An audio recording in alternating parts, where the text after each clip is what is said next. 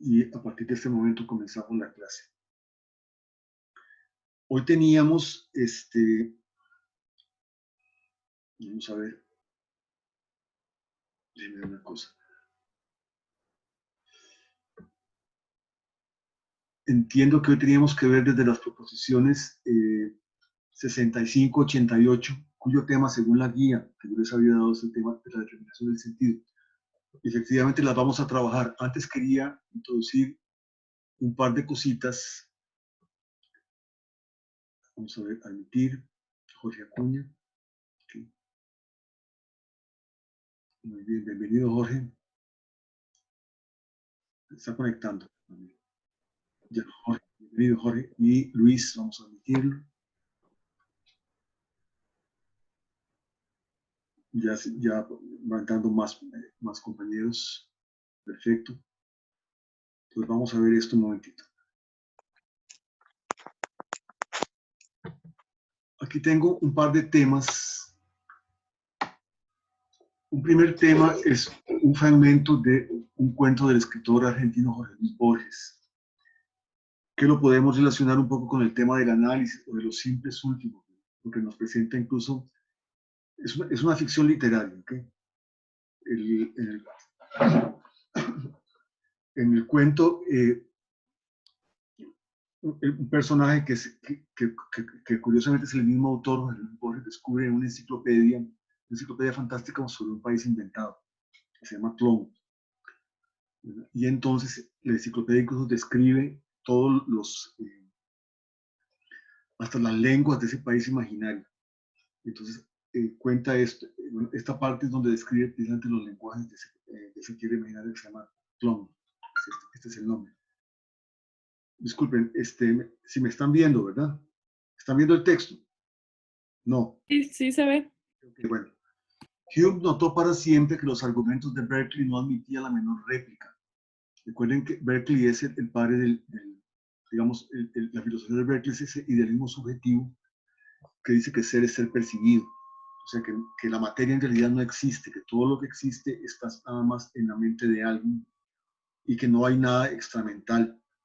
Entonces, más bien, en la filosofía de Berkeley, precisamente Dios coordina las experiencias de las diversas mentes para que, digamos, cuando ustedes, por ejemplo, perciben, digamos, suponiendo que hay varias personas, por ejemplo, en una habitación y todos perciben, por ejemplo, la ventana de la habitación, ¿verdad? La ventana no tiene existencia real fuera de las mentes, la ventana está en las mentes de cada uno, pero Dios coordina para que todas las mentes que están en ese momento participando de esa experiencia, porque tampoco el espacio de tener una existencia real fuera de las mentes, perciban lo mismo, entonces que se coordinen, como digamos que si cada uno estuviera soñando el mundo, pero los sueños de cada uno estuvieran coordinados. Entonces, cuando yo sueño que le hablo a otra persona, esa persona sueña que me escuche. Eso sería, digamos, la representación de un universo berkeleyano, el idealismo subjetivo berkeleyano. Puede ser expreso. Hume notó para siempre que los argumentos de Berkeley no admitían la menor réplica y no causaban la menor convicción. Uno puede imaginarse eso, y es curioso ver por qué no causa la menor convicción. Eso lo dejamos aparte. Este dictamen es del todo verídico en su aplicación a la Tierra, del todo falso en Clon. Las naciones de este planeta, vamos a admitir a Cristina, las naciones de este planeta son congénitamente idealistas. ¿Sí? Su lenguaje y las derivaciones de su lenguaje, la religión, las letras, la metafísica, presuponen el idealismo. El mundo para ellos no es un concurso de objetos en el espacio, es una serie heterogénea de actos independientes. Es sucesivo, temporal, no espacial. No hay sustantivos en la conjetural Ursprache de Clon, de la que procede la lengua primitiva, de la que proceden los idiomas actuales y los dialectos. Hay verbos impersonales calificados por sufijos o prefijos, monosilábicos de valor adverbial. Salud, por ejemplo, no hay palabra que corresponda a la palabra luna, pero hay un verbo que sería en español lunecer o lunar. Surgió la luna sobre el río, se dice fleur ufang en su orden hacia arriba, upward, detrás duradero, free luneció. Sul Solar, bueno, Sul Solar era un pintor argentino traduce con brevedad, upa tras perfluye el humo, upward behind it, unstreaming it moved. Okay. Lo anterior, bueno, se supone que la enciclopedia original de Tlön estaba en inglés. Recuerden que es una ficción literaria, de Borges, por Emil Borges. Lo anterior se refiere a los idiomas del hemisferio norte, del hemisferio austral, del hemisferio sur. En los del hemisferio boreal, el hemisferio norte, de cuya Ursprache hay muy pocos datos en el océano tomo de la enciclopedia Tlön. La célula primordial no es el verbo, sino el adjetivo monosilábico.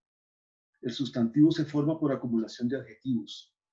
No se dice luna, se dice aéreo, claro, sobre oscuro, redondo o anaranjado tenue del cielo, o cualquier otra agregación. En el caso elegido, la masa de adjetivos corresponde a un objeto real. El hecho es puramente fortuito.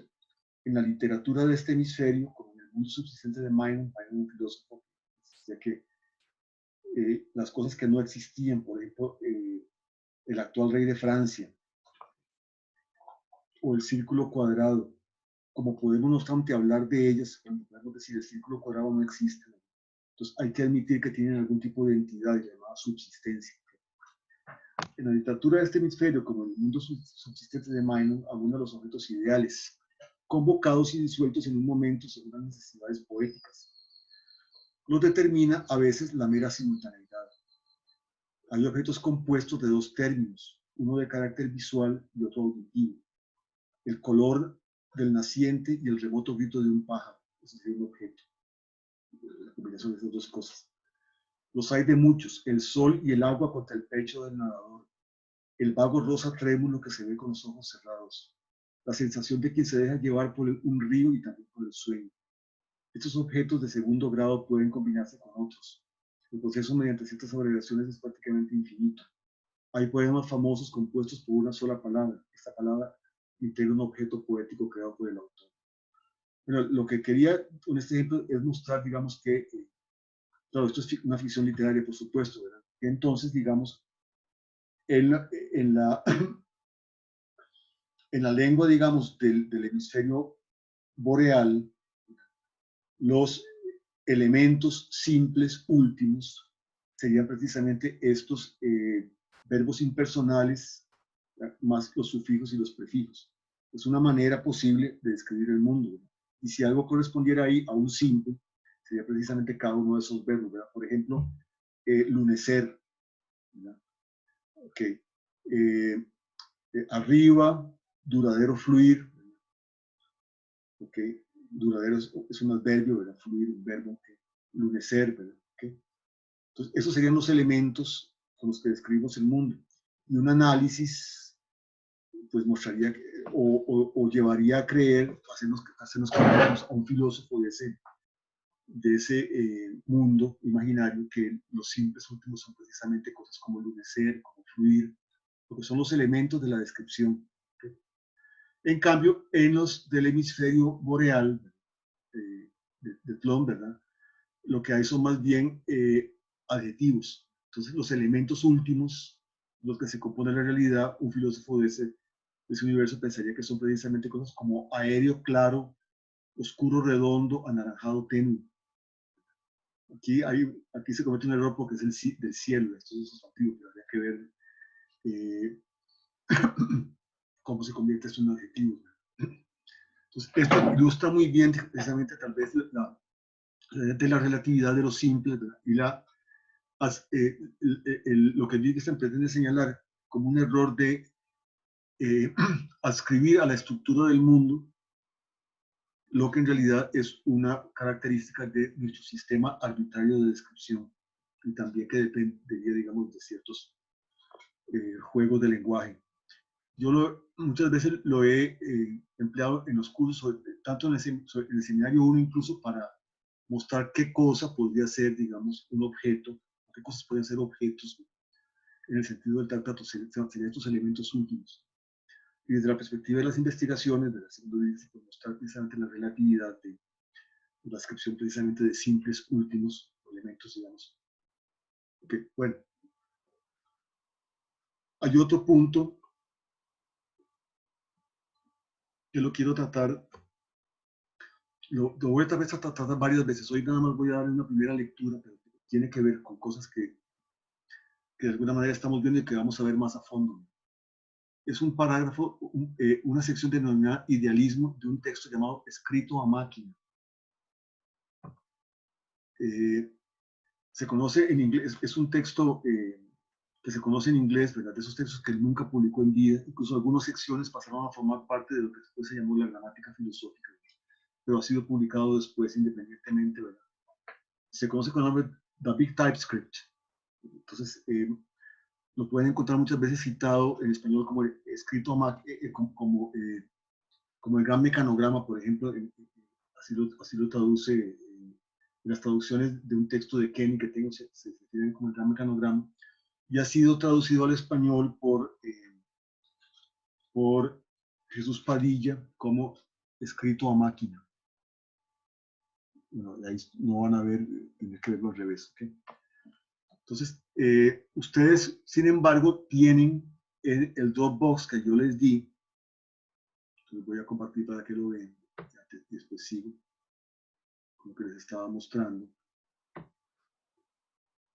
Vamos a ver dónde está.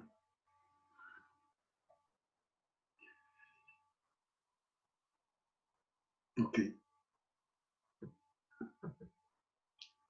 Tienen una edición bilingüe alemán-inglés. Esta es la parte que les quería enseñar ahora. ¿Verdad? Esta es la parte en alemán. ¿Verdad? Y si vamos bajando un poquitito, poco a poco. O sea, esto está en la página, digamos, 400, se llama Idealismo. En la página 499. Aquí está el original alemán del texto. Y si avanzamos un poquito,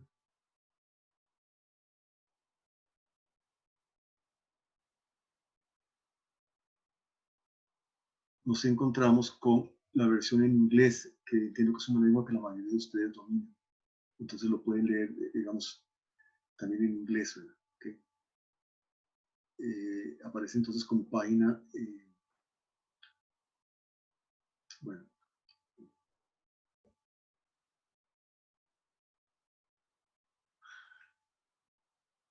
Entonces ustedes tienen, en el Dropbox que yo les di, tienen este texto. ¿Sí? Página 354, ¿cómo era la cosa? Sí.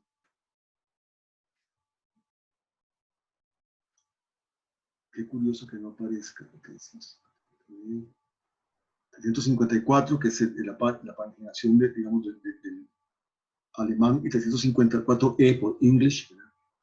Que es la versión inglesa. Déjeme ver una cosa, sin embargo, que me está sorprendiendo aquí, que es que me aparece aquí, si aparece en el original alemán, aparece ya más bien que sí.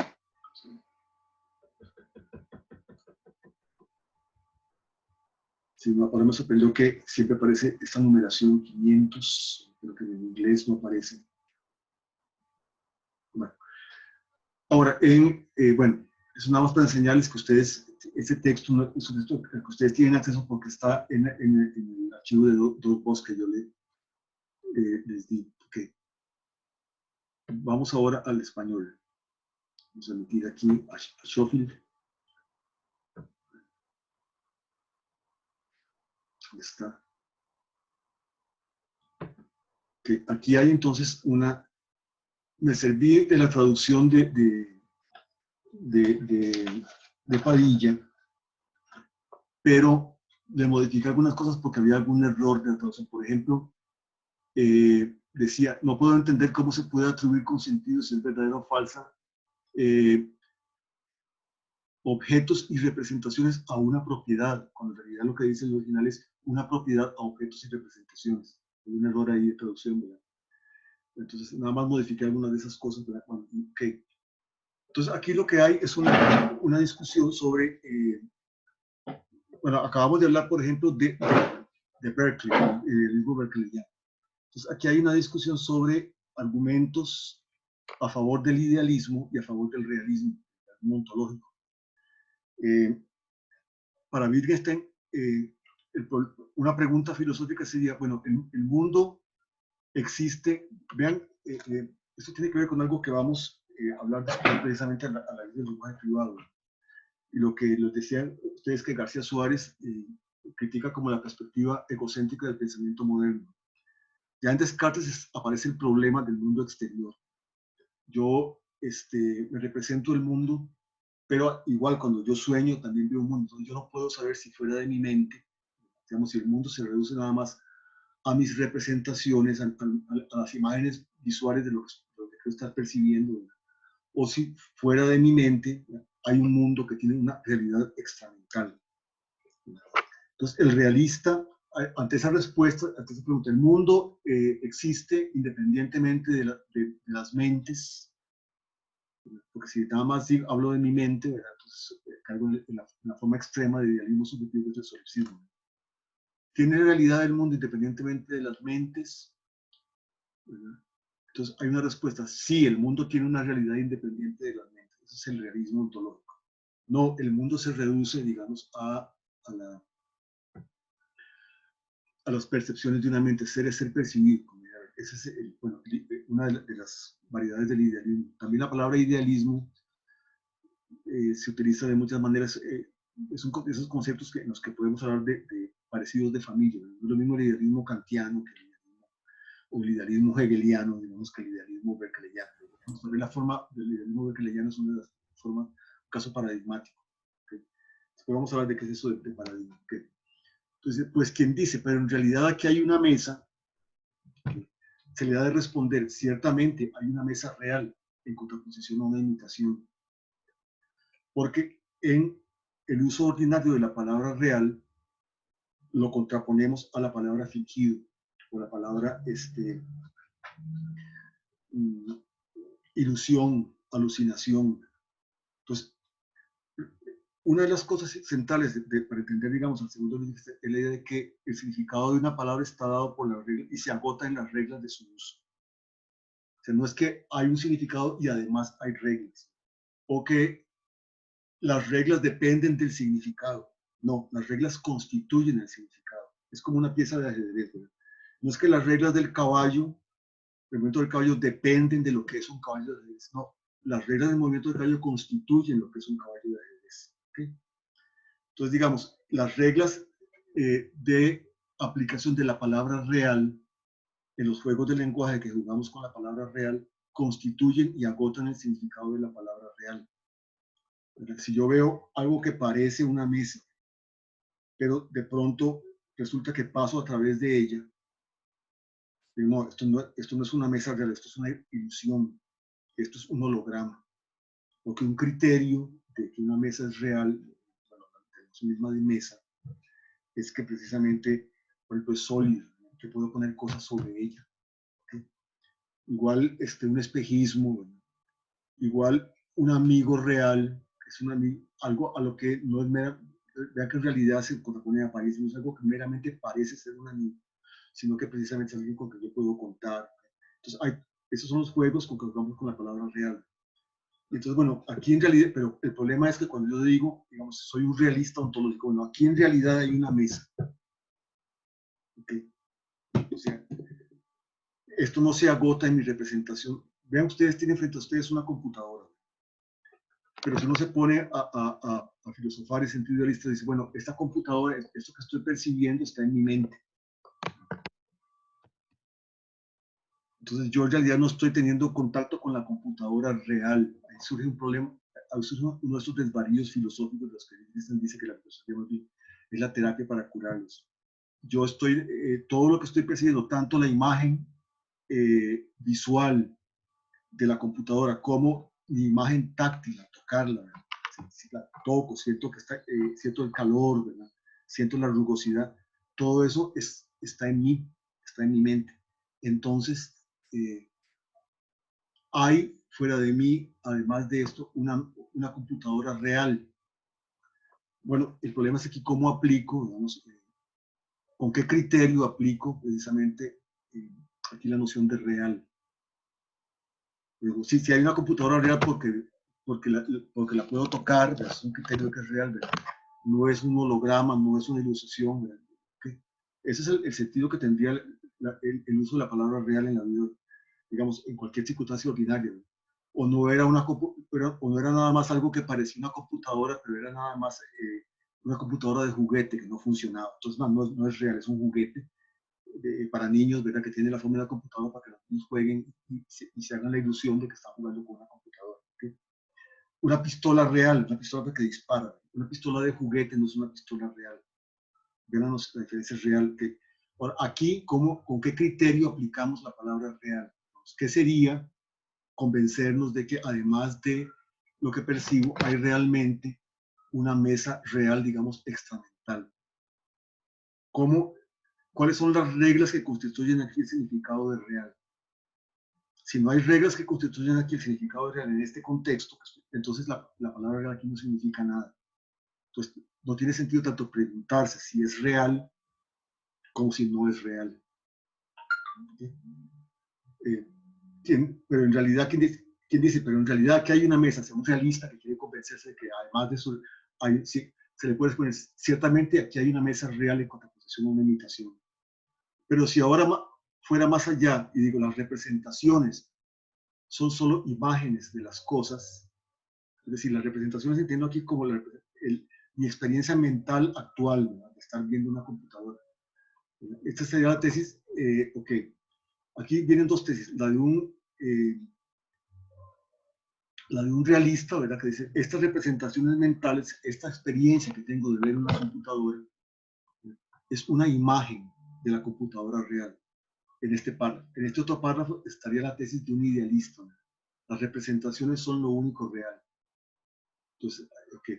Pero si ahora fuera más allá y dijera, las representaciones son solo imágenes de las cosas, entonces yo tendría que contradecirlo y decir que la comparación de una representación, o sea, de una imagen mental, en este caso, imagen mental de lo que estoy percibiendo actualmente, ¿okay? En el sentido de que es un contenido de mi mente, ¿okay?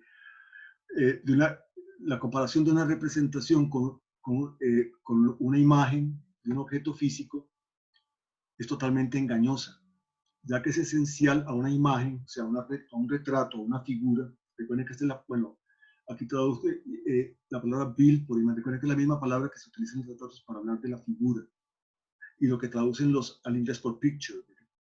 Una picture, una figura, es algo que es un retrato de una cosa.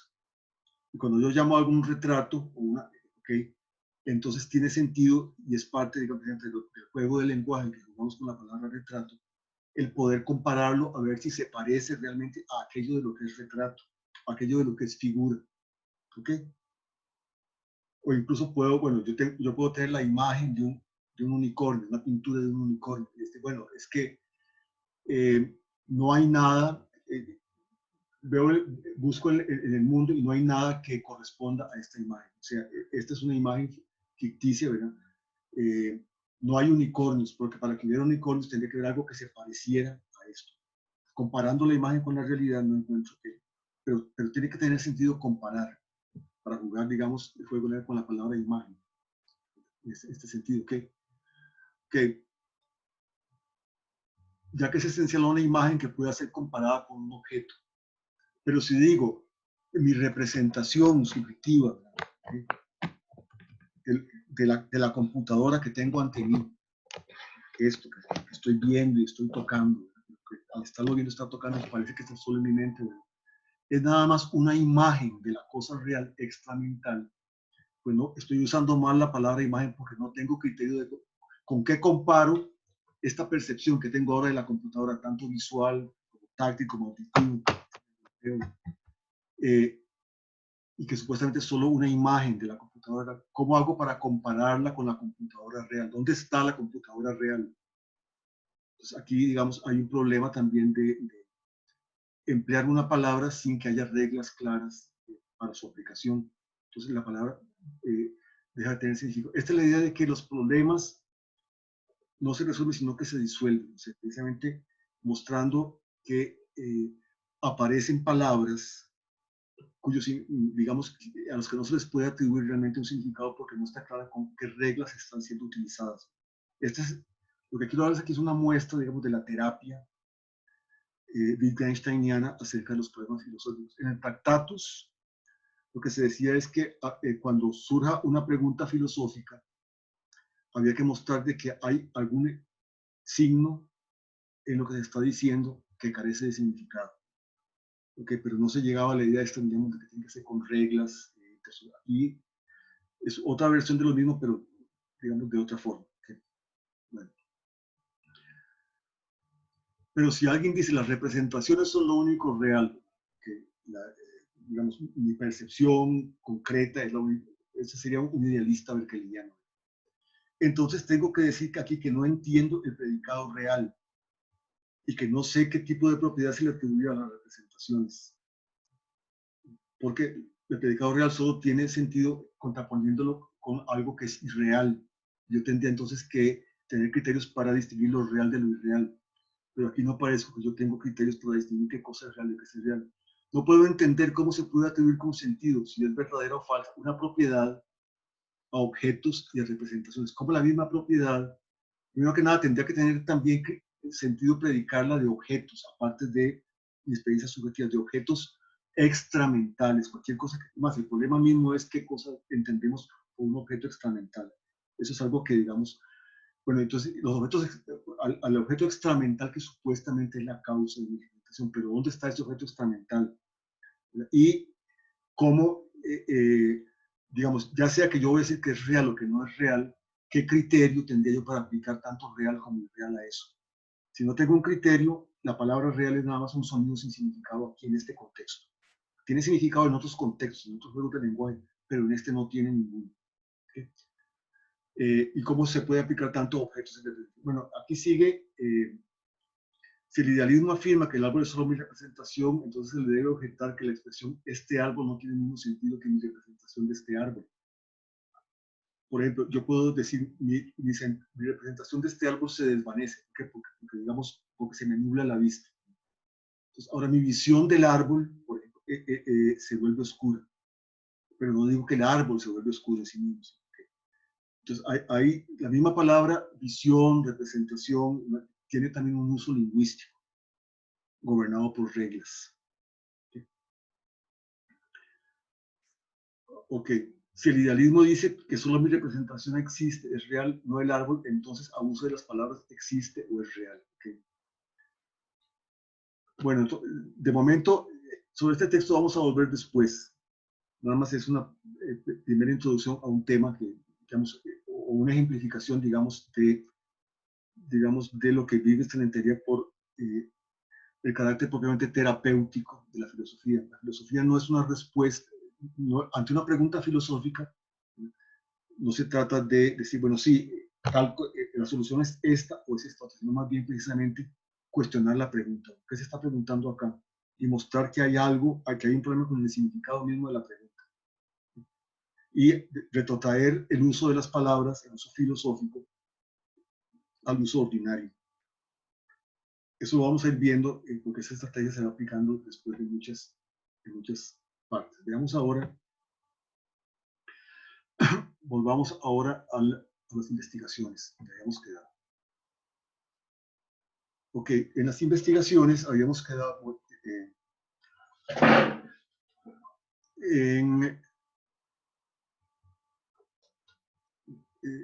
habíamos dicho que para hoy era a partir de la sección 65, si no me equivoco. Y precisamente tiene que ver con un ataque a otras de los supuestos de 65-88, sí. Del tratatus que es el supuesto del carácter preciso o definido del sentido. Vamos a ver.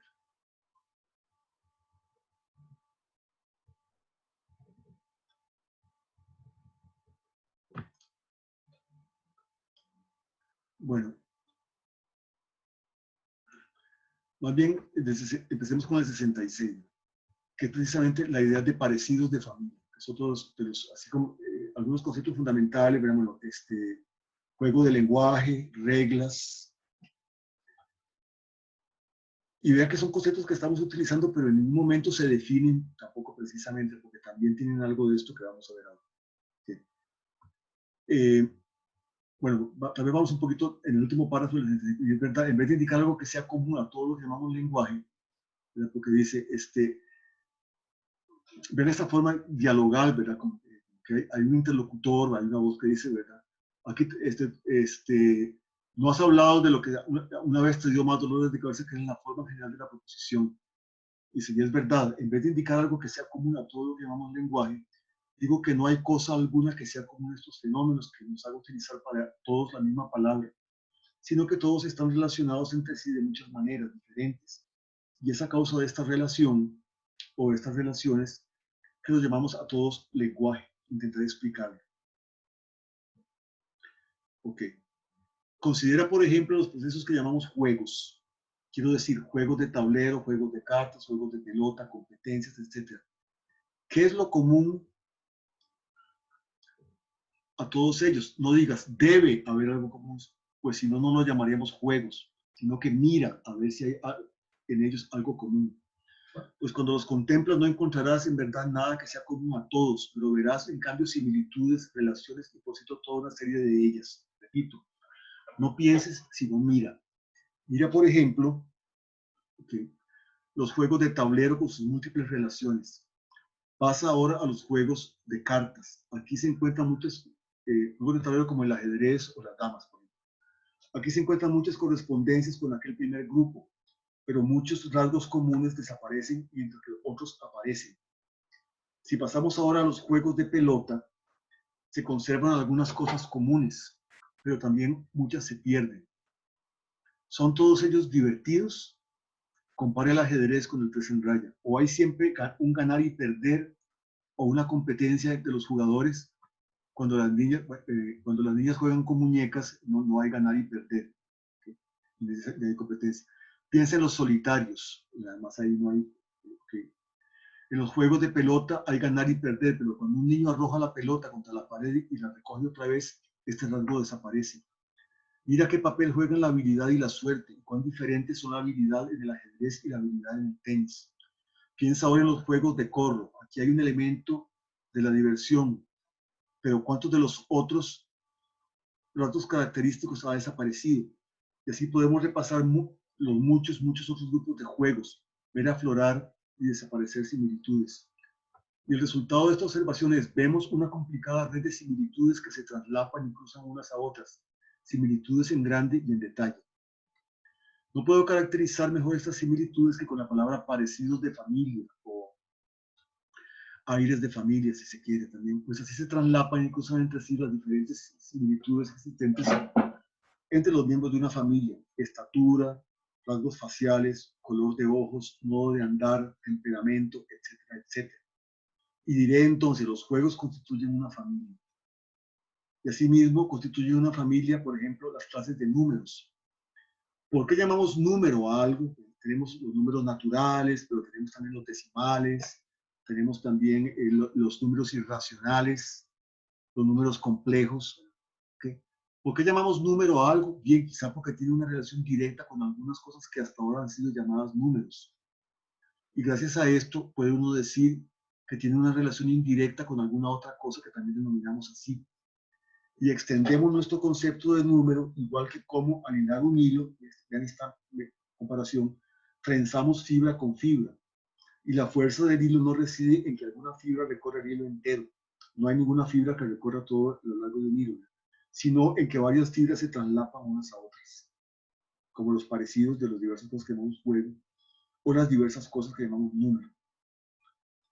Por ejemplo, el número pi, el número 3 es algo claramente definido. El número pi no tiene fin porque es una serie infinita de decimales. Y además habría que ver qué sería escribir el número pi completo. Bueno, no tenemos, lo que tenemos es una regla para generar todos los decimales de pi. A partir de un decimal generar el próximo, digamos, ¿sí? Porque no hay nunca algo que presente que generemos todos los decimales de pi. Y tampoco hay un sucesor de pi. O sea, ¿cuál es el número siguiente a 3? Nosotros 4. ¿Cuál es el número que sigue inmediatamente después de pi? Bueno, esa pregunta no tiene sentido. Ok, bueno, vamos a ver. ¿Y la fuerza del hilo qué? Sino que varias fibras se traslapan unas a otras. Pero si alguien quiere decir, en consecuencia, todas estas construcciones tienen algo en común, a saber, la disyunción de todas las propiedades comunes, ¿verdad? Entonces yo hago una lista de todos los juegos, ¿verdad? Digo, un juego es o bien esto, o bien esto, o bien una disyunción. ¿Okay? Hago una lista de todo lo que hemos llamado hasta ahora números. Digo, un número es o bien un número natural, o bien un natural, o bien un racional, o bien un irracional, o bien un complejo. Okay, bueno, okay. Entonces aquí se ataca. Okay. Pero si alguien quiere decir, en consecuencia, todas estas construcciones tienen algo en común, a saber, la disyunción de todas estas propiedades comunes, contestaré, aquí solo juegas con una palabra. Igualmente podría uno decir, aquí hay algo que recorre todo el hilo, a saber, el ininterrumpido traslapar de estas fibras. ¿Okay? Porque no, bueno, sí, es una característica común, pero en ese sentido se parece, que puede ser una disyunción, ¿verdad? Pero en ese sentido se parece que precisamente que hay un continuo traslaparse de las fibras. Traslapar es lo común.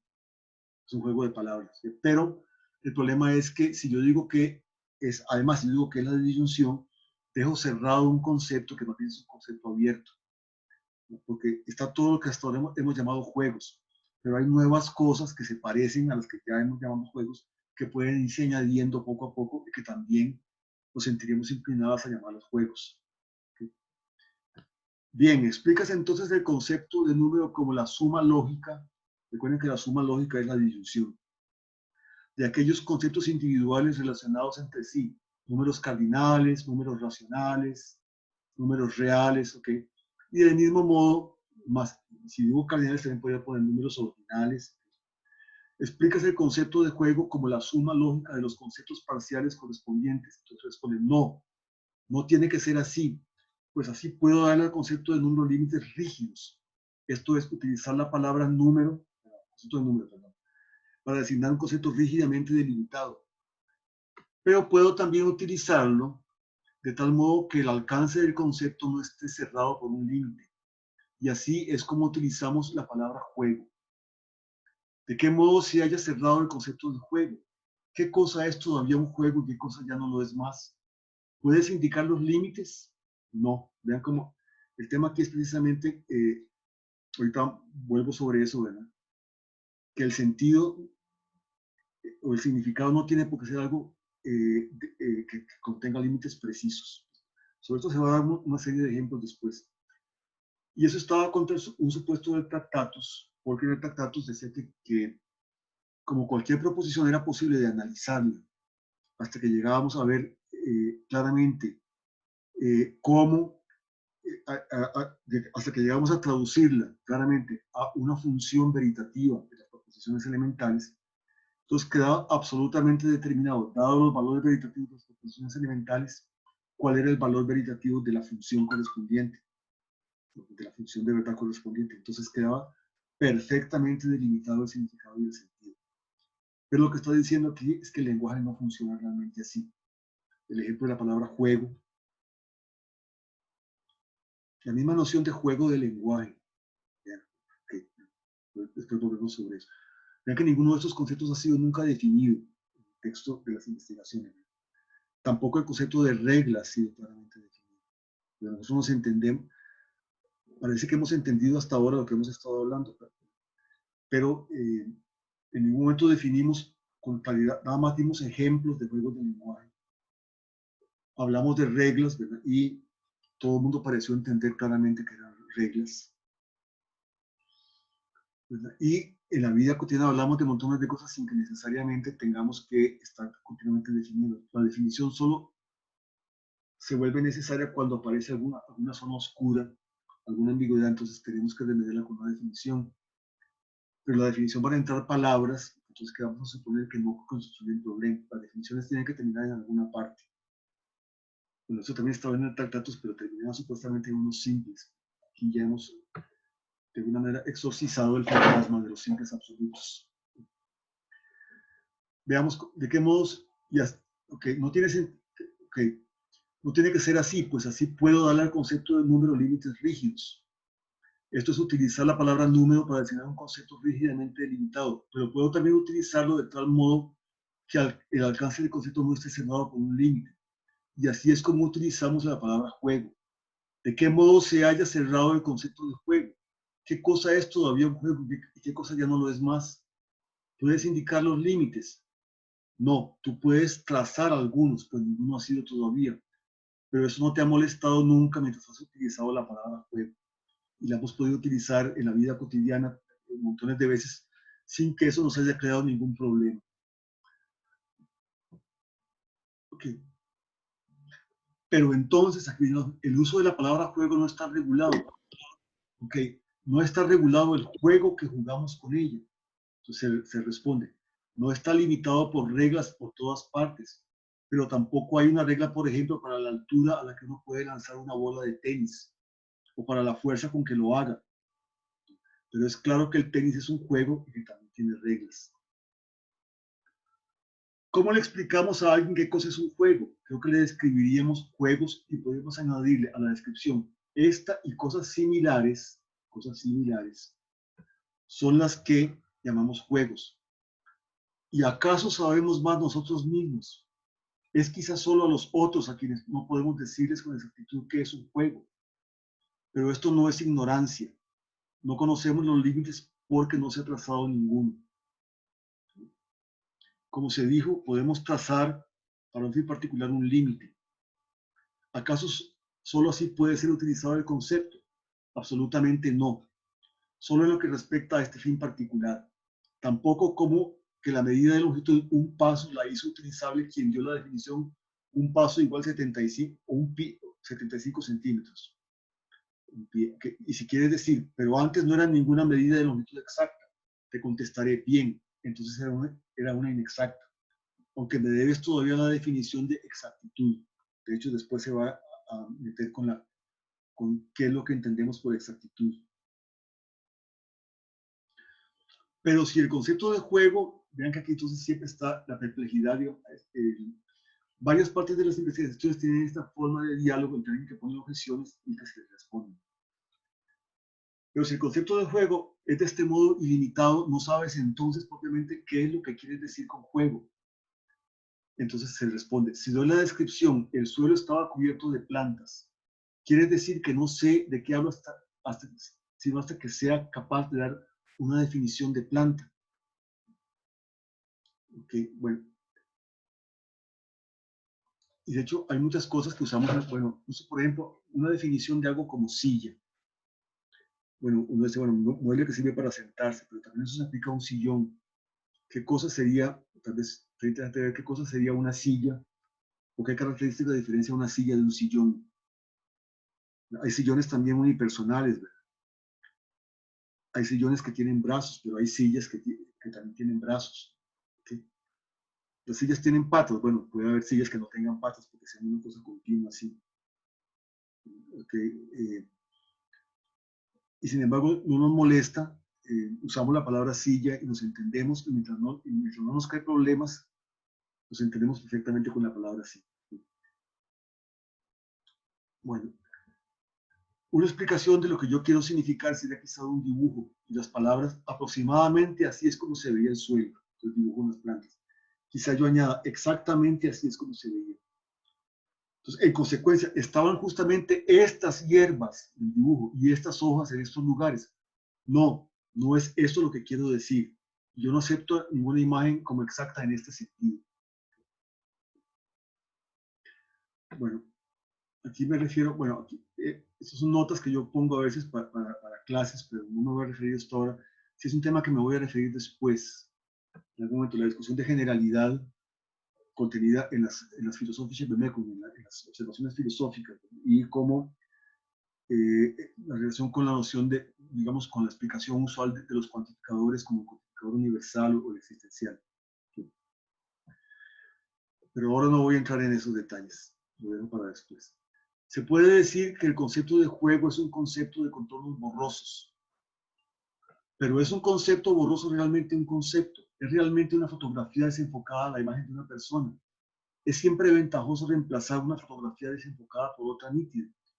No es a menudo lo desenfocado que necesitamos.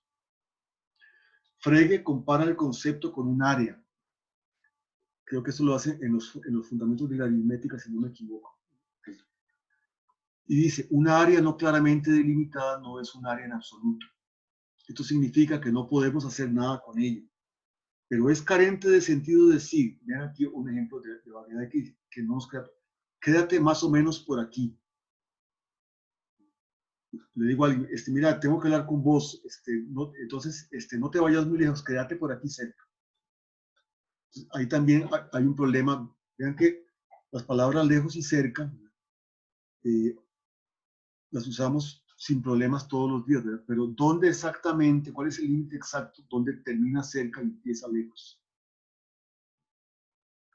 ¿Dónde es el punto exacto? A partir de aquí ya se acabó lo que es cerca y a partir de aquí ya empezó lo que es lejos. Okay. Veamos esto. Imagínense, pero es carente de sentido decir, quédate más o menos por aquí. Imagínate que estoy con otro en una plaza y le digo esto. Con ello no le trazo ningún límite alguno, sino que hago quizá con la mano un gesto de señalar como de indicar un punto determinado. Quédate por aquí. Y es justo así como se explica a alguien qué cosa es un juego. Uno le da ejemplos queriendo que el otro los interprete en un cierto sentido. Pero con esta expresión no quiero decir que él deba ver lo común en todos estos ejemplos, lo que yo por alguna razón no puedo expresar, sino él debe utilizar ahora estos ejemplos solo en un determinado sentido. La ejemplificación no es aquí un medio indirecto de explicación, como si pudiera ser sustituida por uno directo, sin una definición precisa, como por ejemplo la definición que daríamos en geometría de un triángulo, que figura plana limitada por tres segmentos o figura plana de tres ángulos, que donde por cierto estamos por supuesta la noción de figura, de plano, que la ejemplificación no es aquí un medio indirecto de explicación, a falta de otro mejor, pues aquella explicación general puede también ser malentendida. Simplemente así es como jugamos el juego. Me refiero al juego del lenguaje con la palabra juego. Y así es como le damos a entender a otro las reglas que dicen, las reglas que rigen la palabra juego. Pero esas reglas no son precisas. Bueno, está bien, son reglas imprecisas, pero son reglas. Okay. Ver lo común. Supongo que le muestro a alguien diferentes pinturas multicolores y digo, el color que ves en todo, aquí hay una especie de pequeño excurso sobre otro tema que de alguna manera ha sido tratado antes, que es el tema y de la crítica a la idea del significado, una nueva crítica, un nuevo martillar sobre lo ya martillado, del significado como una imagen mental. Veamos, ver lo común. Supongo que le muestro a alguien diferentes pinturas multicolores y digo, el color que ves en todas se llama ocre. Esta es una explicación que es comprendida cuando el otro busca y mira qué cosa es común a aquellas pinturas. Él puede entonces mirarlo común, señalarlo. Compáralo con esto, le enseño figuras de formas diferentes, pintadas todas del mismo color y le digo, lo que todas estas tienen en común se llama ocre. Y compáralo con esto, le enseño muestras de diferentes tonos de azul. Supóngase que todo el anterior caso era el mismo tono de ocre. Compáralo con esto, le enseño muestras de diferentes tonos de azul y digo, el color que es común a todas lo llamo azul. En los otros dos casos sí parecía que era posible identificar una cosa que podríamos llamar idéntica, que era común, ¿verdad?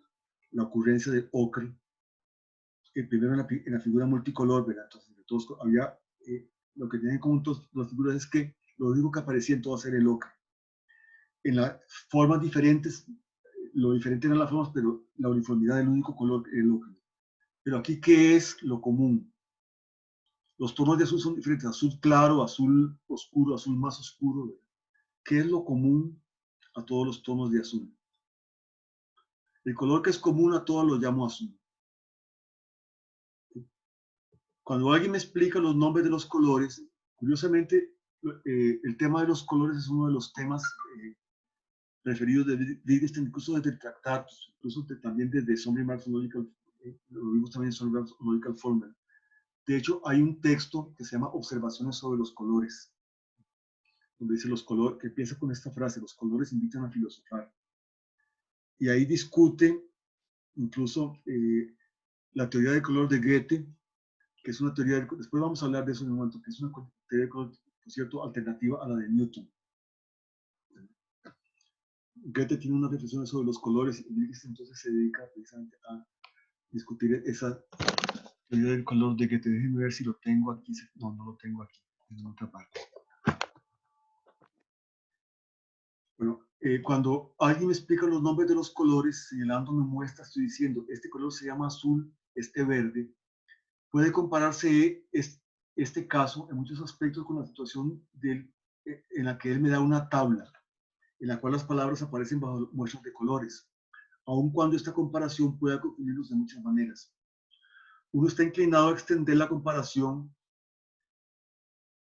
Haber entendido la explicación significa poseer en la mente un concepto de lo explicado. Esto es una muestra o imagen.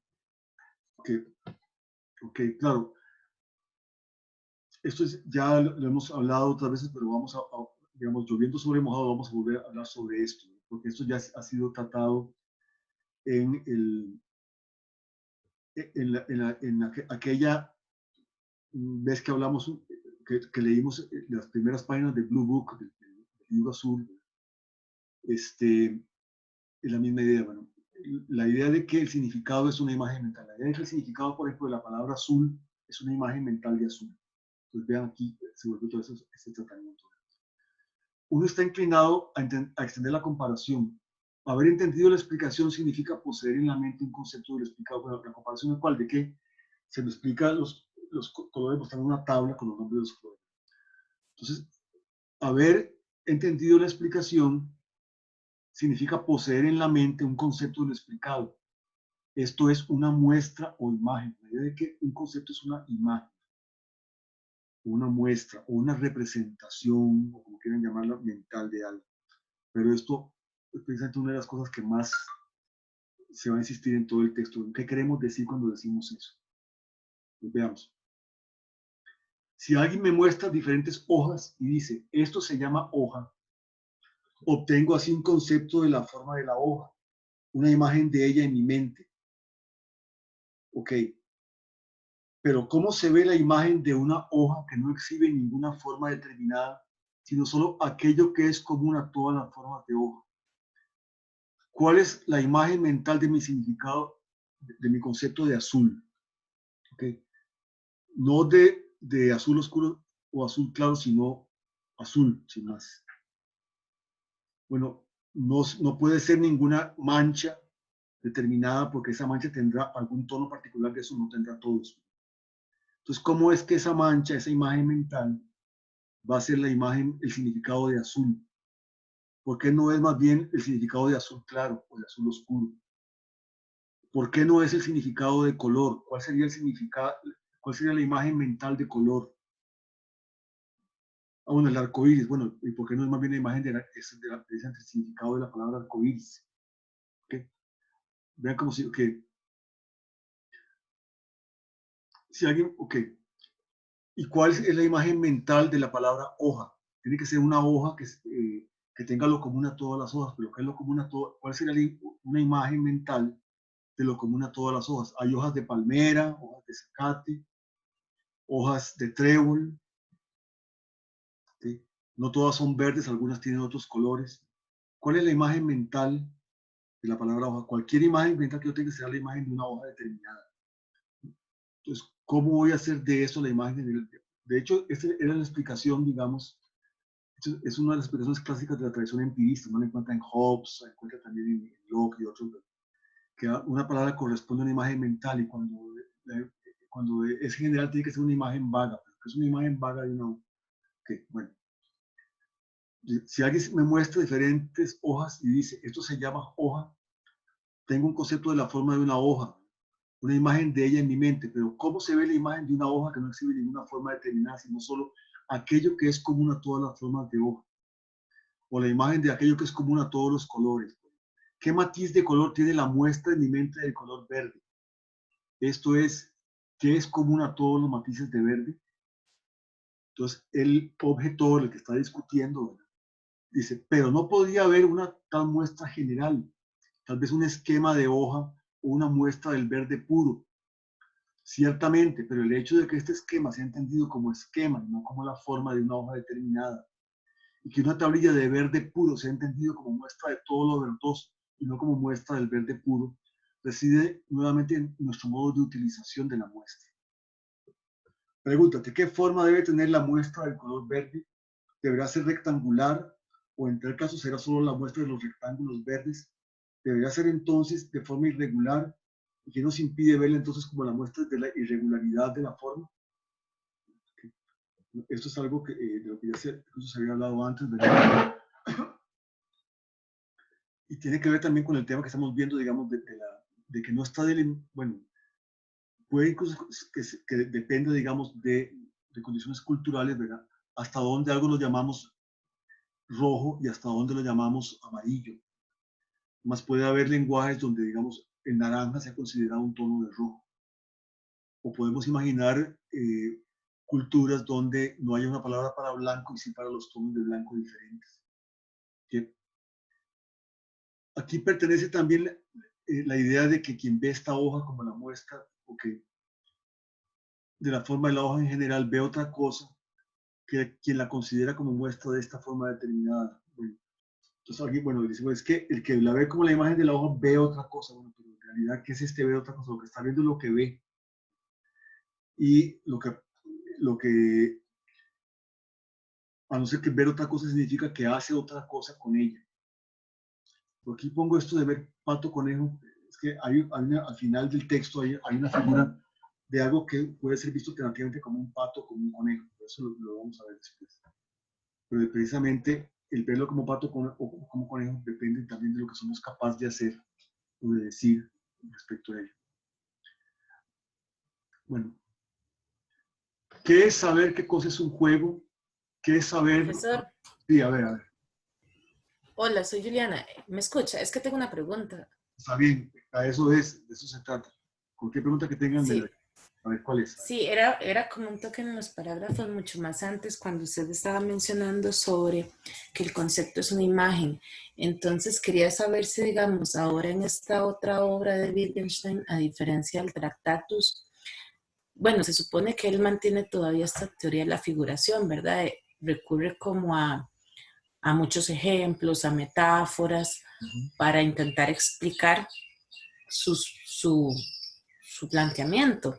Entonces, podría como decirse que aquí sigue manteniendo esa línea de que el lenguaje parece que es insuficiente y tendríamos que recurrir a un tipo de figuración porque no podemos explicar por los mismos medios del lenguaje, o acá eso ya no se sostiene. Más bien, Juliana, creo que incluso tal vez entendiste mal algo que yo acabo de decir. Más bien, Ok. no se dice que el concepto es una imagen, más se está rechazando la idea de que el concepto sea una imagen mental. El concepto no es, digamos, el significado de una palabra no es una imagen mental. Y precisamente se está mostrando aquí con varios ejemplos.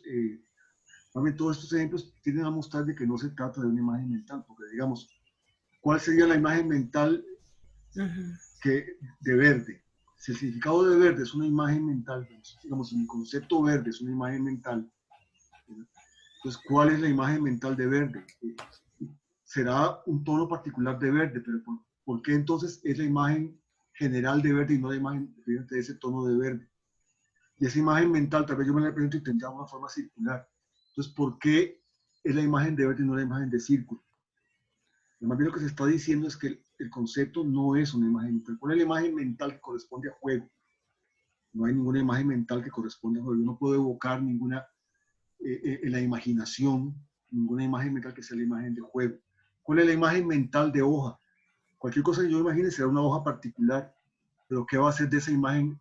¿Por qué va a ser esa la imagen de la hoja en general y no precisamente de esta hoja particular?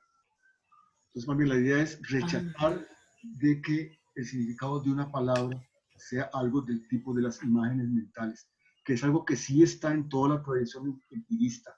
Los que utilizan Hobbes, Locke, Hume, ¿okay?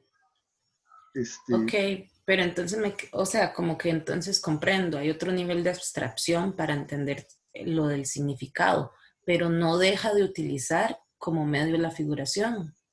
Bueno, aquí no está utilizando la figuración para nada, más bien está utilizando las figuras para mostrar que por qué razón cualquier figura, o sea, cualquier imagen mental que yo me haga de algo es insuficiente para explicar el significado.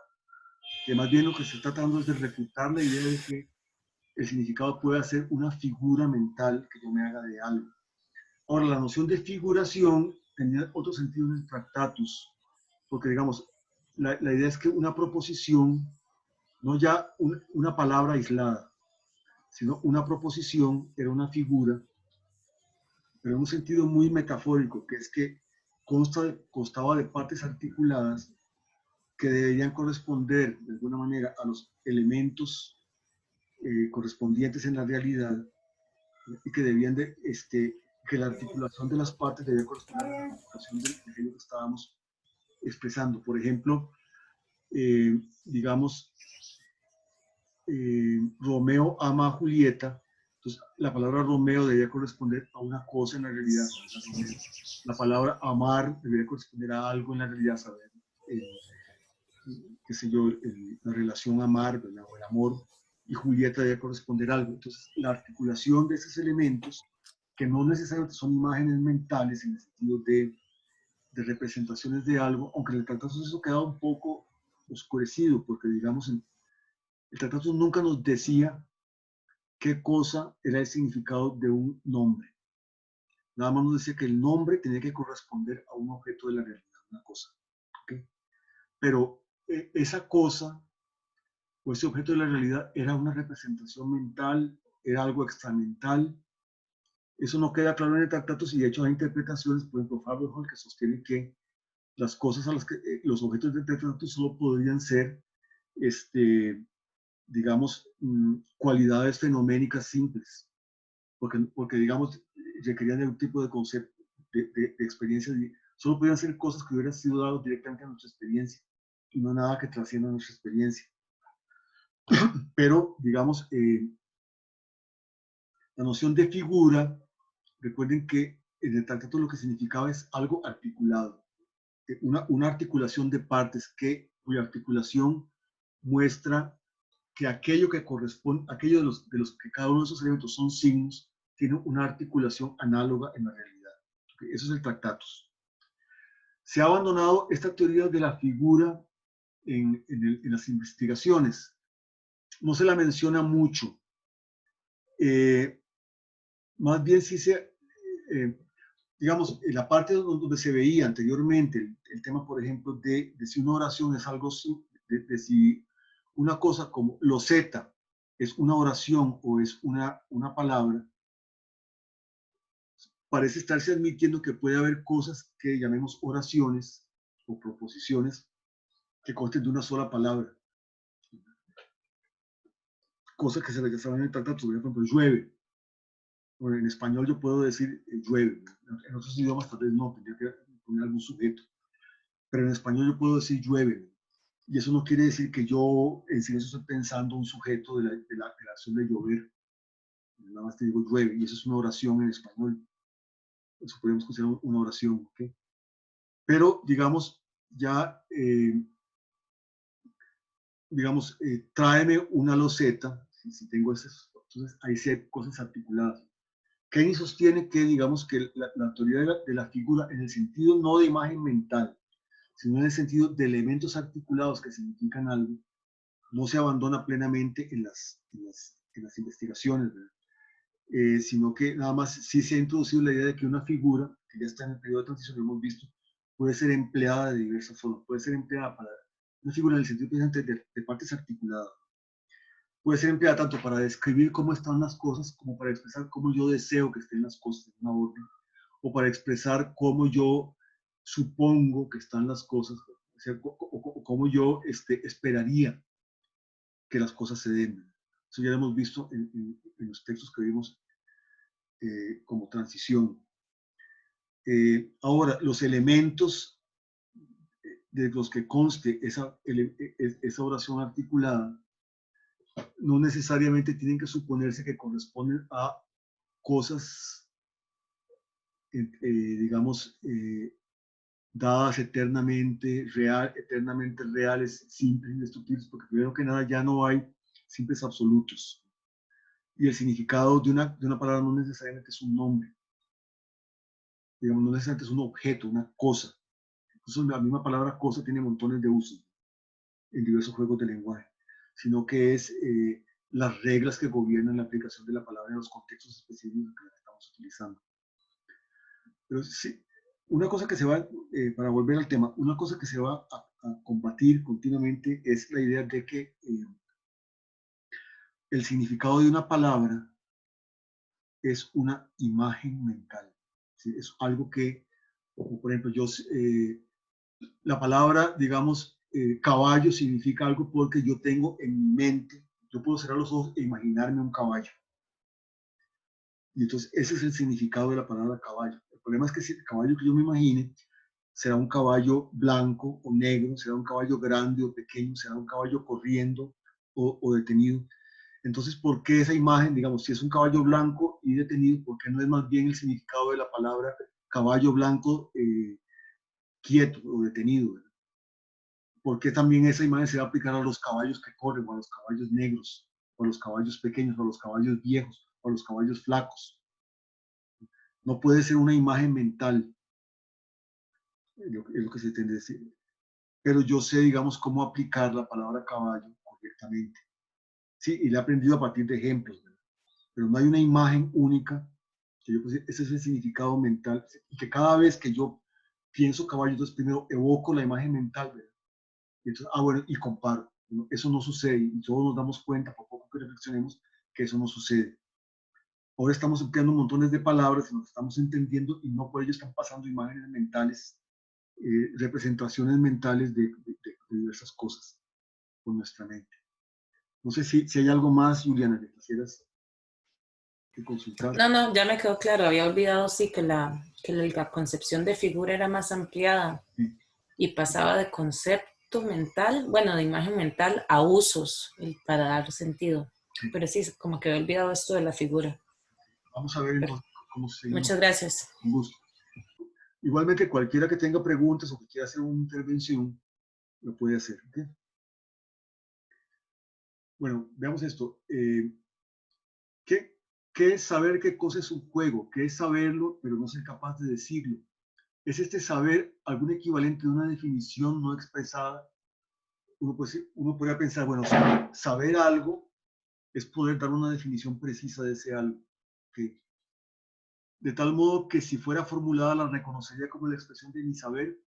No está mi saber ni concepto de juego totalmente expresado en las explicaciones que yo podía dar, a saber, el que al describir ejemplos de juegos de diferentes tipos muestro cómo puedo construir toda clase de otros juegos por analogía con estos. Y digo que a tal y tal cosa difícilmente se la llamaría un juego y otras cosas por el estilo. Por ejemplo, yo sé entonces, yo sé aplicar la palabra juego y no la aplico, por ejemplo, a plantas, no la aplico, por ejemplo, a novelas, pero sí lo aplico a partidos de básquet, o lo aplico a solitarios, o lo aplico a los juegos de muñecas de las niñas.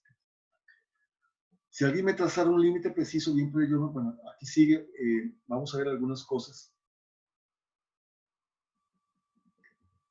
Bueno, Profe, sí, a ver, a ver, sí, ¿qué pasó? yo, A ver, vieras que he estado repasando algunos de los textos que usted ya hemos trabajado.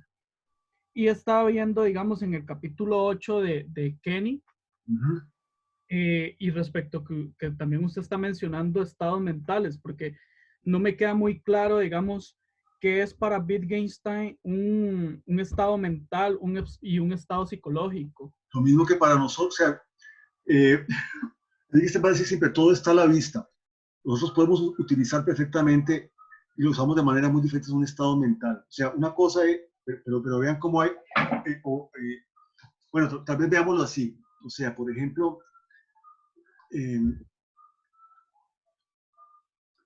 digamos, la tristeza es un estado mental, es una sensación que dura un cierto tiempo. ¿Okay? También, pues, mi imaginar en este momento, qué sé yo, una bola roja es un estado mental, pero también hay cosas que yo puedo llamar, digamos, es que tal vez ahora no se me ocurren ejemplos.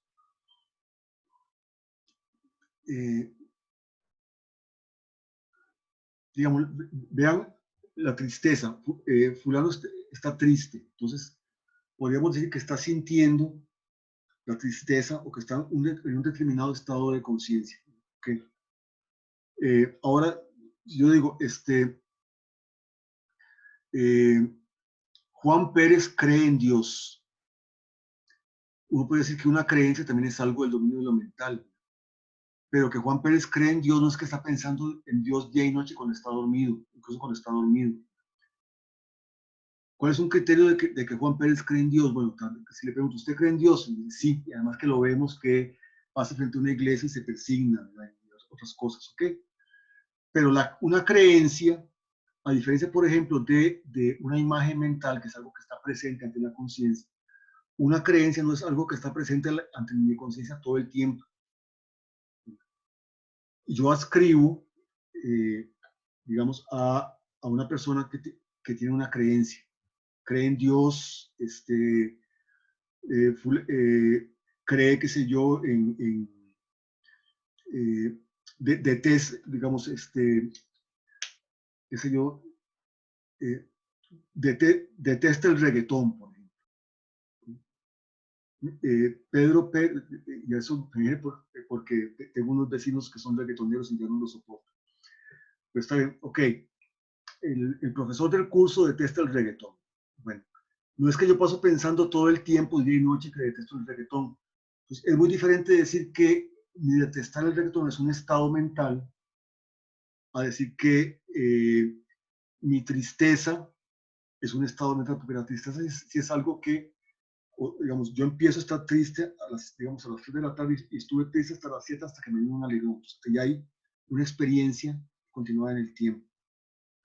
Pero el detestar el reggaetón no es que yo estoy pensando todo el tiempo en que no pienso en otra cosa de noche, que es cómo odio el reggaetón, sino que si me preguntan, digo, sí, detesto el reggaetón, y cuando yo lo oigo, digo, ay, creo que pereza otra vez reggaetón. ¿Okay? Entonces vean que uno puede decir que el detestar el reggaetón es un contenido de conciencia, sí, pero sí, puede decirlo, pero vean que es muy diferente a decir que mi estar viendo la computadora es un contenido de conciencia, o mi imaginarme una bola roja es un contenido de, ahí tengo ante el ojo de mi conciencia, digamos, tengo la imagen de una bola roja. Pero mi detestar el reggaetón o mi simpatizar con, qué sé yo, digamos, con la idea de la paz universal, no es un estado de conciencia permanente, no es algo que yo digo que permanentemente estoy pensando en eso. Si me preguntan, ¿usted piensa, qué piensa usted de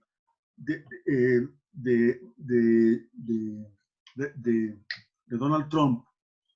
Yo le digo, pienso que es un payaso. ¿Y siempre ha pensado eso? Sí, siempre he pensado que es un payaso. Siempre he pensado que es un payaso, no es que he estado continuamente pensando sin parar desde que Donald Trump subió al poder y no he pensado en otra cosa y nunca ha salido en conciencia que Donald Trump es un payaso. Es que desde que lo conozco, ¿verdad? Tengo la opinión de él de que es un payaso, pero tener una opinión es un estado de conciencia permanente, como que todo el tiempo es, no sé si con esto te queda claro, digamos, una diferencia entre ese tipo de cosas. Y son cosas que todos sabemos con solo verlas, con solo poner atención a las cosas. Con solo, recuerden que Wittgenstein dice que la filosofía es puramente descriptiva, no explica, nada más dice, ponga atención y vea, en este caso de Wittgenstein, ponga atención y vea cómo usted usa la palabra aquí en estos contextos. ¿Qué quiere decir cuando usted dice que siempre ha pensado que Donald Trump es un payaso? ¿Qué quiere decir cuando usted dice, por ejemplo, que desde niño, desde la escuela, usted sabe que 2 más 2 son 4? ¿Okay? Saber que 2 más 2 son 4 es un estado mental. Bueno, no significa que todo el tiempo usted esté pensando que 2 más 2 son 4, sino que sí, cuando le preguntan, usted dice que 2 más 2 son 4. ¿Okay?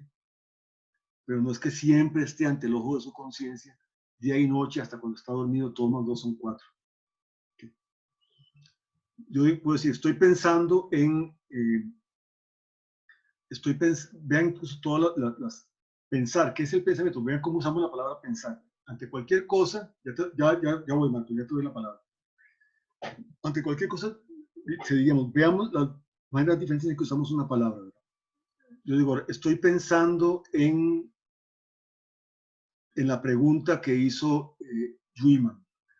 Entonces, quiere decir que todo este momento he estado ocupándome mi mente en la pregunta que hizo Juiman. Pero si yo digo, siempre he pensado que, digamos, siempre he pensado que la Tierra es redonda, desde niño, ¿verdad? No es que he estado continuamente pensando en que la Tierra es redonda. Bueno, pero vamos a ver, Marco levantó la mano y Marco tiene una pregunta. Veamos a ver cuál es la pregunta de Marco. No, profe, la pregunta mía, bueno, primero es muy corta, muy sencilla y está relacionado a lo que la compañera hizo hace un rato. De casualidad no existe como alguna especie de diccionario donde se expliquen, por ejemplo, los términos utilizados en el Tractatus, porque al igual que la confusión que tiene la compañera hace un rato, yo también hay veces olvido, digamos, muchas de las definiciones del Tractatus. Entonces, no hay como algún lugar donde uno pueda, o algún libro, o algún texto, o algo donde esas definiciones vengan, qué sé yo, hechos según Wittgenstein, existen estas teorías, tal otra carajada, estas otras teorías. No sé, algo que... De ahí, lo que se me ocurre es bueno, el mismo Tractatus, solo que habría que leerlo todo, ¿verdad? Porque sí se define lo que entiende por estado de cosas, lo que entiende por hecho, ¿verdad? El hecho y la existencia de los estados de cosas, ¿verdad? Lo que entiende la proposición como que hay otras cosas que no están definidas y hay que interpretarlas, ¿verdad? Pero lo que se me ocurre como un texto, tal vez más útil para el Tractatus, es el texto de Max Black, Companion to Wittgenstein Tractatus. Y también tal vez pueden ser de utilidad las hojas, las guías de lectura sobre el Tractatus que yo di en el curso anterior, que generalmente las compartí con ustedes, se las envié a todos por correo cada vez que las íbamos viendo. Entonces ahí pues trato de esclarecer cada uno de los conceptos que aparecen en cada una de las partes. No sé si se acuerdan de eso. Cuando siempre que he dado el seminario sobre Wittgenstein 1, yo les doy una guía de lectura del Tractatus y les voy mostrando los conceptos que va utilizando en cada uno. Vean ahora, aquí por ejemplo 78, que es interesante. Compara saber y decir. Okay. ¿Cuántos metros de altura tiene el Mont Blanc? Okay, bueno, saber cuántos metros de altura tiene el Mont Blanc es parte del significado de saber cuántos metros de altura tiene el Mont Blanc, poder decirlo.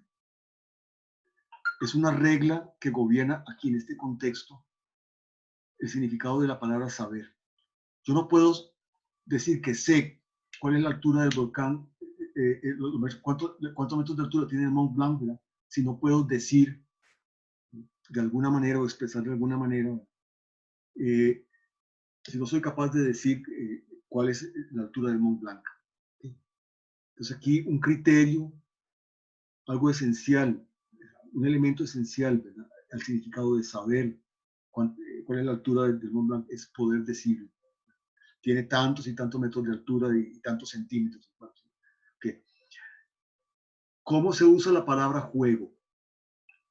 Aquí saber cómo se usa la palabra juego no necesariamente es poder decir, por lo menos con precisión. Puedo decir algunas cosas, puedo decir, bueno, juego, por ejemplo, el juego se aplica, por ejemplo, al fútbol o al ajedrez o al solitario, ¿verdad? O al póker. ¿Okay? Puedo dar ejemplos y tratando de esclarecer con ello precisamente okay, pero tal vez no puedo decir con precisión como... Entonces, el que yo no pueda decir con precisión aquí no es un criterio para decir que no sé. Un criterio para decir que no sé es, por ejemplo, que yo empiece a aplicar la palabra juego, qué sé yo, a novelas o a bananos, ¿verdad? Y si yo la aplico más bien a cosas como el fútbol, el básquet, el jugar con muñecas, el jugar de vaqueros, el jugar de policías y ladrones, el jugar el jugar póker, entonces sí sé cómo se usa la palabra juego. ¿Okay? ¿Cómo suena un clarinete? Bueno, aquí saber cómo suena un clarinete no es poder decir, porque yo por más que haga ruidos con la boca, no voy a poder decir cómo suena un clarinete. El criterio para saber si realmente sé, el criterio constitutivo incluso del significado de saber cómo suena un clarinete es que me pongan el sonido de diversos instrumentos musicales, una guitarra, una trompeta, un clavicordio, un clarinete. Ah, este es el sonido del clarinete. Ah, entonces sí sabe cómo suena un clarinete. Aquí es indispensable que yo pueda decir. Si no puedo decir la altura del Mont Blanc, yo no sé la altura del Mont Blanc. Aquí, en cambio, la misma palabra saber, vean cómo saber se usa de maneras diferentes en diferentes juegos de lenguaje. Aquí saber cómo suena un clarinete es poder distinguirlo. El sonido del clarinete del sonido de otras cosas. ¿Okay? Quien se maravilla de que uno pueda saber algo sin ser capaz de decirlo, quizá piensa en un caso como el primero. ¿Cuántos metros de altura tiene el Mont Blanc? Ciertamente no en uno como el tercero, cómo suena un clarinete.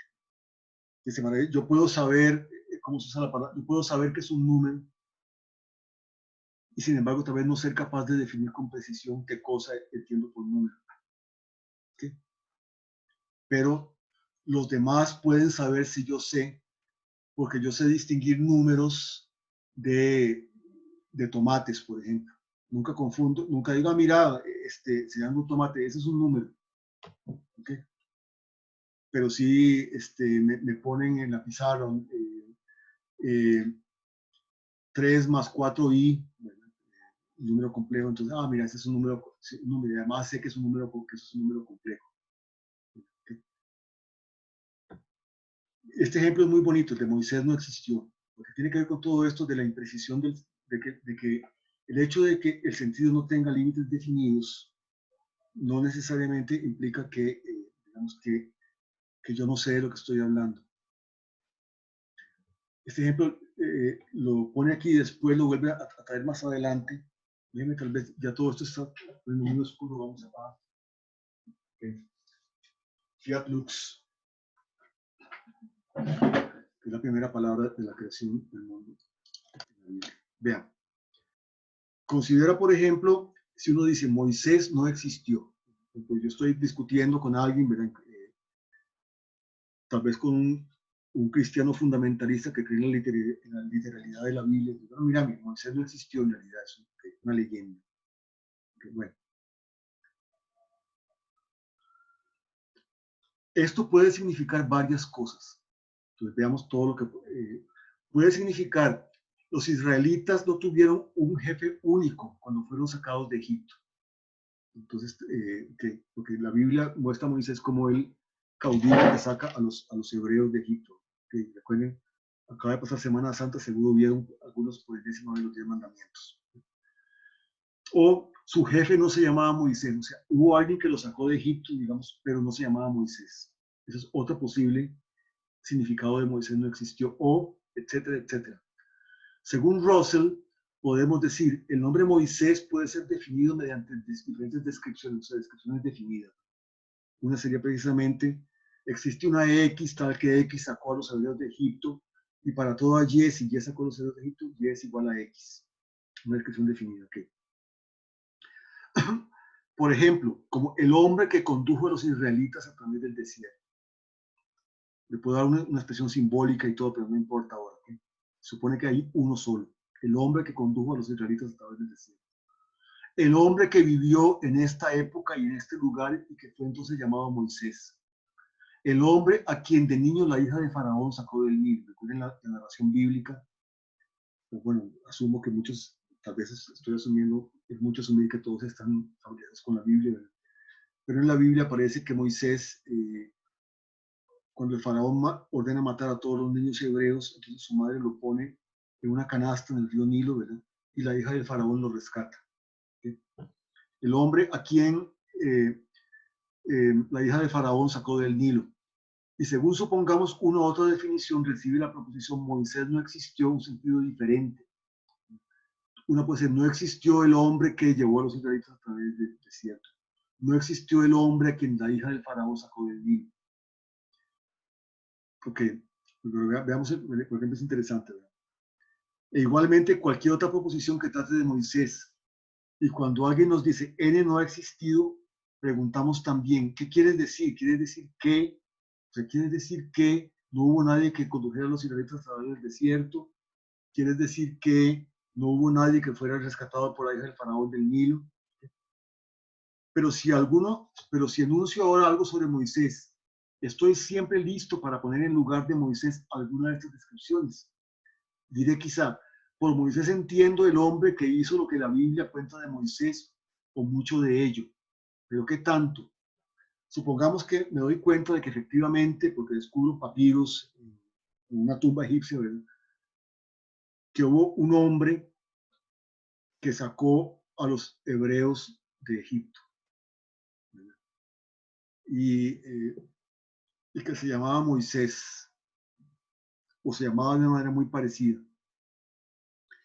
pero que dice que nunca fue rescatado por la hija del faraón del Nilo, porque el hecho de que el faraón mandó a matar a todos los niños hebreos no existió. Y encuentro pruebas arqueológicas de que eso nunca se dio. Entonces, ahí hay algo que entra en una posible definición de Moisés que no se dio, ni sin embargo, no por eso voy a decir que Moisés no existió, nada más que es falso que Moisés haya sido sacado digamos, del Nilo, haya sido, digamos, por la hija del faraón. O descubro de pronto que efectivamente sí hubo un niño que fue sacado del Nilo, un niño hebreo que fue sacado del Nilo por la hija del faraón, ¿verdad?, y que se llamó Moisés, ¿verdad? Pero el papiro me muestra más bien de que nunca condujo a los hebreos, porque se murió antes y lo condujo Josué, digamos. Entonces, que es un mito que Moisés, o que incluso nunca se dio cuenta que era un niño hebreo y Moisés más bien llegó a ser un alto sacerdote, qué sé yo, de Amón-Ra en Egipto. Entonces digo, mira, qué error, todo el tiempo se dijo que Moisés sacó a los hebreos, y efectivamente hubo un niño que fue abandonado en el Nilo, ¿verdad? Y era un niño hebreo, pero entonces después nunca le dijeron que era un niño hebreo y llegó a ser incluso un sacerdote de Amón-Ra en un templo egipcio, ¿verdad? Y los hebreos fueron sacados por otro individuo y hubo una confusión histórica que confundió a este líder con Moisés. Entonces ya, ok. Entonces ya, yo puedo usar el nombre Moisés, la idea es que sin ser siempre capaz de dar una descripción definida de todo aquello que voy a entender por Moisés. Sócrates, el maestro de Platón, o el esposo de Jantipa. Pero supóngase que descubro, bueno, que nunca estuvo casado con Jantipa, bueno, o que es una leyenda lo de Jantipa. Bueno, no por eso voy a decir que, pero el problema es hasta dónde estoy yo dispuesto a decir qué tiene que pasar para que yo diga que Sócrates no existió. ¿Cuánto de lo que se supone acerca de Sócrates tiene que probarse como falso para que yo rechace la existencia de Sócrates o la existencia de Moisés o la existencia de Jesús de Nazaret? Hubo un profeta hebreo, Jesús de Nazaret, que hizo esto y esto, pero no fue crucificado, pero no resucitó. Tampoco nació en Belén, sino que nació en Nazaret. Okay. Tampoco fue concebido por una virgen, porque la mamá no era virgen, digamos. Eso es una leyenda, ¿okay? Pero sí predicó y dijo, amaba los unos a los otros, y predicó el sermón de la montaña, bienaventurado a los pobres. Bueno, puedo decir, bueno, sí, Jesús de Nazaret existió, pero mucho de lo que se dice de él es falso. Pero ¿qué tiene que pasar para que yo diga que no existió Jesús de Nazaret? Que tiene que probarse falso. ¿Cuáles son la idea es que no está absolutamente delimitado con claridad absoluta qué es lo que... Sin embargo, no por eso se vuelve inútil utilizar un nombre como este. Que he decidido cuánto debe ser probado como falso para que considere mi proposición como falsa. ¿Tiene entonces el nombre Moisés para mí un uso fijo y unívocamente determinado para todos los casos posibles? No es que tengo, por decirlo así, toda una serie de apoyos en preparación y estoy listo para apoyarme en uno si me han de quitar el otro y viceversa. Considera ahora otro caso. Si digo N ha muerto, ¿okay?, dentro de unos minutos, vamos a ver, 27, dentro de 3 minutos vamos a hacer un receso. Si digo N ha muerto, puede suceder con el significado del nombre N algo como lo siguiente. Creo que ha vivido una persona a quien he visto en tal y tal lugar, quien 2 se veía así, hasta retratos, 3, que ha hecho tal y tal cosa, 4, que en la vida civil lleva el nombre N. Si me preguntaran qué entiendo por N, enumeraría todo o algo de esto. Y en diferentes circunstancias, cosas diferentes. Mi definición de N sería entonces quizá el hombre a quien todo esto le va. Pero ahora, si algo de esto se probara falso, estaría yo preparado para declarar falsa la proposición N ha muerto. Aun si solo algo, para mí secundario, fuera lo que resultara falso. Pero ¿dónde está la frontera de lo secundario? Si hubiera dado yo, en tal caso, una explicación del nombre, estaría entonces listo para cambiarla. Y esto puede expresarse así. Uso el nombre N sin un significado fijo, pero esto afecta tampoco a su uso como afecta a una mesa el tener 4 patas en vez de 3 y cojear por ello a veces. Deberá decirse que si uso una palabra cuyo significado no conozco, digo entonces algo sin sentido. Di lo que quieras, mientras esto no te impida ver lo que sucede. Y si ves esto, te abstendrás de decir algunas cosas. La fluctuación de las definiciones científicas, lo que hoy vale como un concomitante observacional del fenómeno A, será mañana utilizado como la definición de A.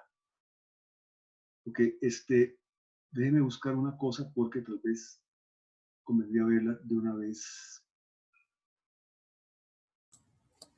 Profe.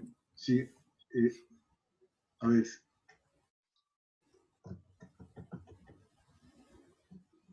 Sí, con respecto a esto último no me queda muy claro, que está entre paréntesis esa frase.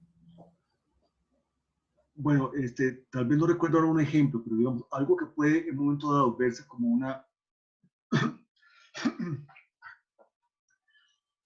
tendrías que darme tiempo para buscar un ejemplo, o tal vez lo busco la próxima vez. Digamos. Algo que podemos ver, es que en este momento no se me ocurre. Bueno, pues yo puedo dar una definición exacta del agua. Vamos a ver si este ejemplo nos sirve, si no, después busco otro. Bueno, el agua es un compuesto de oxígeno y hidrógeno. Entonces, así sé yo qué es el agua. Ok. Pero la humanidad vivió siglos enteros y utilizaba perfectamente la palabra agua sin tener la menor idea de qué era oxígeno y qué era hidrógeno, porque digamos, la química no había avanzado tanto, ni siquiera se consideraba que hubiera un elemento que se llamara oxígeno y otro que se llamara hidrógeno. ¿Okay? Entonces, el ejemplo no me va a servir porque, digamos, la idea sería que yo sabiendo lo que es agua, antes de conocer la definición de oxígeno y hidrógeno, ¿verdad? Puedo descubrir después de que esto que llamo agua tiene siempre, la experiencia muestra que tiene siempre, qué sé yo, una característica que se asocia al oxígeno y que se asocia al hidrógeno. El ejemplo le está saliendo mal. ¿Okay? Entonces, eso es un concomitante observacional. Yo ya sé lo que es el agua. Y sé lo que es el agua sin necesidad de definirla como oxígeno, porque la humanidad supo desde sus orígenes que era el agua sin tener la menor idea del oxígeno y del hidrógeno. Ahora, en un contexto científico, el agua se define como un compuesto de hidrógeno y oxígeno. Esa sería la definición del agua. Pero el ejemplo falla porque yo tendría que haber encontrado un concomitante, algo que fuera un concomitante observacional, o sea, algo que la experiencia. Ve que siempre lo que la experiencia muestra como ligado a una cierta cosa, no es algo que para Wittgenstein sea ni en el tratado ni aquí algo del dominio de la filosofía, eso sería el dominio de la ciencia. ¿Okay? La ciencia nos dice cómo son las cosas pudiendo haber sido de otra manera. Un concomitante observacional es algo que en un momento dado puede ser que no forme parte del concepto de una cosa, sino que descubrimos siempre que siempre que se da esa cosa, se da este otro elemento como que lo acompaña.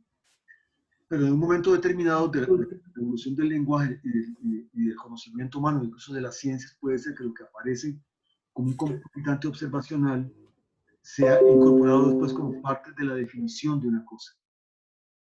Pero sí quedo debiendo un ejemplo mejor porque en ese momento no se me ocurrió ninguno y de hecho el que di tiene sus defectos, digamos. Entonces, más bien, Digamos que no sé si a pesar de eso, lo que dije puede haber aclarado un poco el sentido. Sí, sí, gracias. Un poco. Okay. Tiene que ver con otra, por cierto, la próxima vez pues, voy a tratar de buscar un ejemplo mejor, pero tiene que ver algo con algo que quiero ver en un momento, que es una distinción que está, que está ya en el Blue Book y que es la distinción entre criterios y síntomas. Pero ya me pasé, vamos a ver. Son las 5:32. Profe, una pregunta sobre el 86.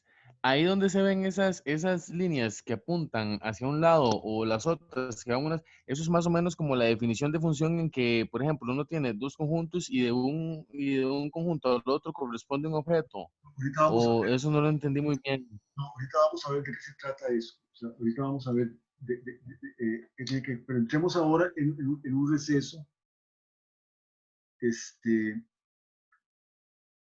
Vamos a ver.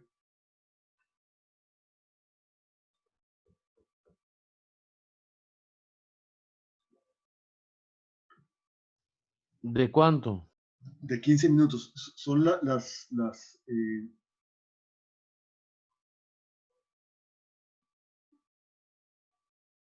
son las 5:45, más o menos. ¿O qué hora es? ¿Qué hora tienen ustedes? A ver. 5:45. Bueno, Sí, 5:45. entonces entremos en un receso hasta las 6, ¿ok? Bueno, y después vuelvo con eso porque aquí en 87 aparece otra vez lo de Moisés, por eso me brinqué. Después retrocedo y después volvemos a esto.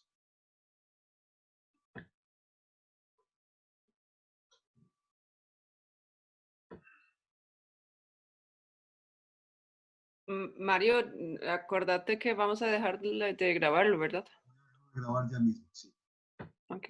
Recordarme cuando regresemos, volver Sí, sí, también. a detener la grabación.